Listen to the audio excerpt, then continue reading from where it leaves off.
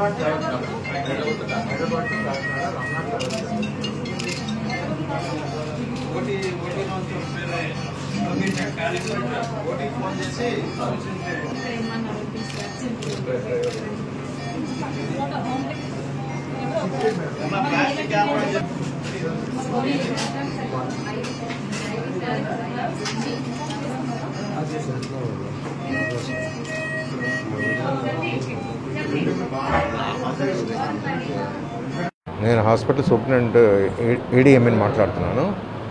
సుమారు 6 గంటల ప్రాంతంలో 16 మంది బస్ యాక్సిడెంట్ విక్టిమ్స్ తీసుకురావడం జరిగింది. దాంట్లో డ్రైవర్ పరిస్థితి బాగా క్రిటికల్గా ఉంది. కటి ప్రాంతంలో ఫ్రాక్చర్స్ అయ్యి బాగా బ్లీడింగ్ అయ్యి ప్రాణాపాయ పరిస్థితిలో ఉన్నారు. ఆయన్ని స్టెబిలైజ్ చేసి విజయవాడకి పంపించడానికి ప్రయత్నాలు చేస్తున్నాము. మిగతా వాళ్ళకి కొంతమందికి తల ప్రాంతంలో గాయాలు తగిలిన వాళ్ళకి స్కానింగ్ పరీక్షలు మిగతా పరీక్షలు చేసి అబ్జర్వేషన్లో పెట్టి అవసరమైన వారికి రిఫర్ చేస్తాం. మిగతా వాళ్ళకి ఇక్కడే వైద్యం చేయడం జరుగుతుంది. క్యాజువాలిటీని చూసా ఉండవచ్చు. డ్రైవర్ గారి పరిస్థితి అయితే చాలా, ఈ పెల్విక్ బోన్ అంతా క్రష్ అయిపోయింది. కింద వాస్కులర్ స్టేటస్ అయితే ఏం బాగాలేదు. సో ఆయన పరిస్థితి అయితే క్రిటికల్గానే ఉన్నది. ఉన్నాయన్నీ కూడా మైనర్ ఇంజరీసే, కానీ మేనేజ్ ఇయ్యారు. ఓన్లీ డ్రైవర్ పరిస్థితి మాత్రం క్రిటికల్గా ఉన్నది. పరీక్షలు జరుగుతున్నాయి, హెడ్ ఇంజరీస్ జరుగుతున్నాయి అందరికీ. తలగాయాల వాళ్ళకి మనకి స్కాన్ పరీక్షలు జరిగాకే ఫర్దర్గా ఏంటనేది మనం చెప్పగలం. సో డ్రైవర్ని రెఫర్ చేయడానికి చూస్తున్నాము. సో అతన్ని స్టెబిలైజ్ చేసి రెఫర్ చేయడానికి మనం ప్రయత్నం చేస్తున్నాం. 2:30 గంటల ప్రాంతంలో నా పేరు డాక్టర్ సుమన్.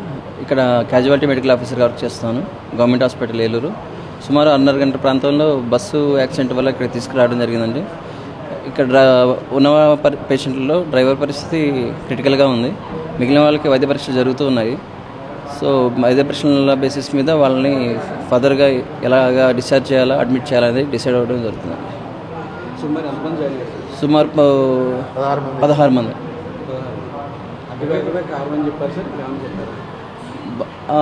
బస్సు లారీని గుద్దడం జరిగిందన్నట్టుగా అంటున్నారండి ప్రయాణికుల వరకు. కరెక్ట్గా అనేది తెలియదు, అది తెలియదు, ఇంకా అది కన్ఫర్మేషన్గా మనకు తెలియదు. డ్రైవర్ పరిస్థితి క్రిటికల్గా ఉంది.